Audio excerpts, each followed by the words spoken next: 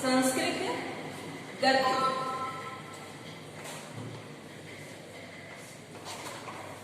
में तृतीय अध्याय बंधुत्वस्य संदेष्टा रविदास, भाईचारे का संदेश देने वाले रविदास के बारे में आज मैं आप लोगों को पढ़ाऊंगी। बच्चों, कहा जाता है कि परम उपासक रामानंद के 12 शिष्य थे। उनमें से एक रविदास नाम के भी शिष्य थे। बच्चों, परम उपासक रामानंद के 12 शिष्य थे। उनमें से एक रविदास नाम के भी शिष्य थे, जो संसार में रैदास के नाम से प्रसिद्ध हुए। इनका जन्म वाराणसी के मड़ुआडीह ग्राम में विक्रम संवत 1471 में माघ मास की पूर्णिमा के दिन हुआ था और रविवार के दिन इनका जन्म होने के कारण इन्हें लोग रविदास के नाम से पुकारते थे। बच्चों, आइए आज हम देखते हैं कि बंधुत्व संदेष्टा रविदास का क्या जीवन परिचय है। परम उपासकस्य रामानंदस्य 12 शिष्या आसन इति भाण्यते। परम उपासक रामानंदस्य रामानंद के 12 शिष्या 12 शिष्या आसन थे। इति भाण्यते, ऐसा कहा जाता है कि परम उपासक रामानंद के 12 शिष्य थे, ऐसा कहा जाता है। तेषु शिष्येषु, उन शिष्यों में रविदासो लोके रैदासा इति संज्ञाख्यात एक शिष्य आसीत् इति उच्यते। उन 12 शिष्यों में से रैदास नाम के एक शिष्य थे, ऐसा भी कहा जाता है।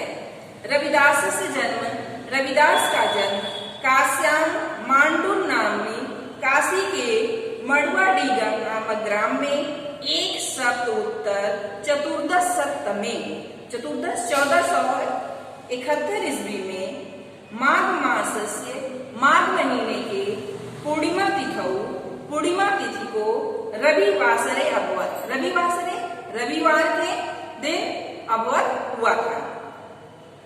तो रविदास का जन्म काशी के मड़ुआडीह नामक ग्राम में 1471 ईस्वी में माघ मास की पूर्णिमा तिथि को और रविवार के दिन हुआ था। रविवासरे तस्य जन्म हेतु, रविवार के दिन उनका जन्म होने के कारण रविदासा इति जाति अनुमीयते, रविदास नाम से उन्हें जाना जाता है। रविवार के दिन जन्म होने के कारण यह रविदास के नाम से प्रसिद्ध हुए या जाने जाते हैं। पंचदश्याम शताब्दो भारतीय जनजीवनम अति क्लिष्टम आसीत्। 15वीं शताब्दी में भारतीयों का जीवन बड़े ही कष्टों से भरा हुआ था, दुखों से भरा हुआ था। यमन शास्त्रे आक्रांतो देशो, मुस्लिम शास्त्रों से भयभीत हमारा देश। मिथा कलयमानम भारतीय राजान दुख दैन्य ग्रस्ता, आपस में कलह करते हुए भारतीय राजा लोग दुखों से ग्रस्त थे। सर्वथा उपेक्षितो भारतीय जना, और चारों तरफ से भारतीय लोग उपेक्षित थे। विविध धर्म अनुयायी सुप्रवृत्तो, और अनेकों प्रकार के धर्मों में प्रवृत्त, विदेश देश की भावना, जाति वर्णेषु विभक्तो, और जाति वर्णों में बटा हुआ भारतीय समाज। देश दशाम दर्शन, भारतीय समाज की दशा को देख करके दूयमान हृदय, दुखी हृदय वाले, तद अनंतना महात्मना संतस्य ईश्वरम शरणमिति मन्यमाना, सभी संत महात्मा की अंत में ईश्वर की शरण में ही जाना चाहिए, ऐसा मान करके ईश्वर प्रति समर्पिता संत परमात्मनो, और ईश्वर के प्रति समर्पित संत महात्मा परमात्मा व्यापकत्वम, परमात्मा की व्यापकता, परमात्मा की सर्वशक्तिमत्ता, तस्य सर्वशक्तिमश्च बोधयन्ति अस्म, और ईश्वर की सर्वशक्ति का लोग उपदेश दे रहे थे घूम घूम करके। फिर से देख लीजिए, पंचदश्याम शताब्दौ भारतीय जनजीवनम क्लिष्ट क्लिष्टम आसीत्। 15वीं शताब्दी में भारतीयों का जीवन बड़े ही कष्टों से भरा हुआ था। यवन शास्त्र आक्रांतो देशो, मुस्लिम शासनों से भयभीत हमारा देश। मिथा कलह मानम भारतीय राजाना, आपस में भारतीय राजा लोग कलह कर रहे थे और दुख दैन्य ग्रस्त था और दुखों से ग्रस्त थे। सर्वथा उपेक्षीय भारतीय जना, और भारतीय लोग हर तरह से उपेक्षित थे अर्थात तिरस्कृत किए जा रहे थे। और विविध धर्म अनुयायी प्रवृत्तों, और अनेकों धर्मों में प्रवृत्त विद्वेष की भावना, जाति वर्णों में बटा हुआ भारतीय समाज की दशा को देख देख करके रविदास बड़े ही दुखी हुए और अंत में महात्मना संतश्रीश्वरम शरणमिति मन्यमाना, महात्मा और संत लोग ईश्वर की शरण को ही सब कुछ मानते हुए ईश्वरम प्रति समर्पिता, और ईश्वर के प्रति पूर्ण रूप से समर्पित होकर के परमात्मनो व्यापकत्व, परमात्मा के व्यापक स्वरूप और तस्य सर्वशक्तिमान, और उनके सर्वशक्तिमान होने का बोध सबको करा रहे थे अर्थात घूम घूम करके ईश्वर की सर्वशक्तिमत्ता का उपदेश दे रहे थे। वस्तुतस्तु तादृशा एव महापुरुष, वस्तुतस्तु वास्तव में तादृशा एव महापुरुषा, तादृशा ऐसे एव ही, ऐसे ही महापुरुष संत शब्देन, संत शब्द से भारतीय जनमानस से समाविता, भारतीय लोगों के मन में आदर के पात्र हुए।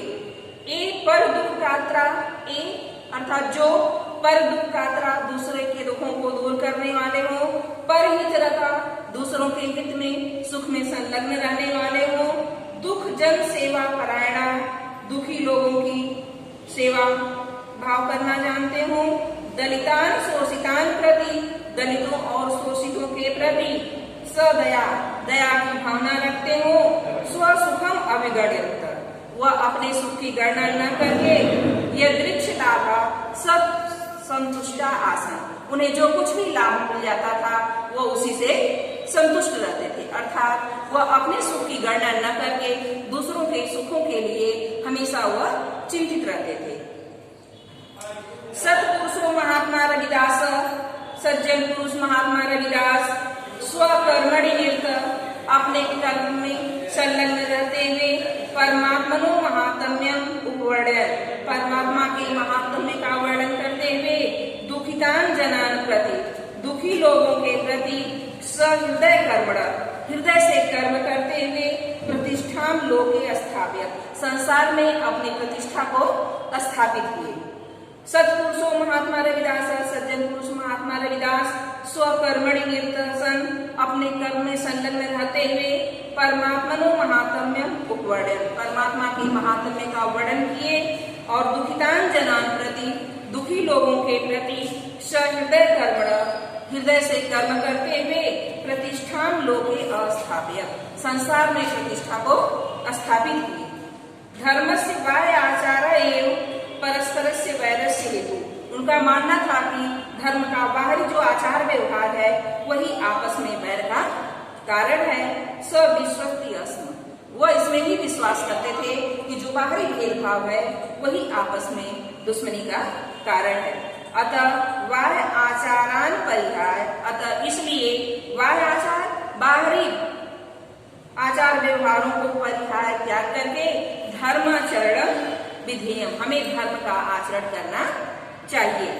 गंगा स्नान शरीर शुद्ध अपेक्षा, और रविदास का मानना था कि गंगा स्नान शरीर शुद्ध अपेक्षा, कि गंगा में स्नान करके अपने शरीर को शुद्ध करने की अपेक्षा मनसा शुद्धि आवश्यकम इति तेन उत्तम, अपने मन को शुद्ध करना परम आवश्यक है, यह रविदास की युक्ति थी। अर्थात रविदास ऐसा कहते थे कि गंगा में स्नान करके अपने शरीर को शुद्ध करने की अपेक्षा पहले अपने मन को शुद्ध कीजिए।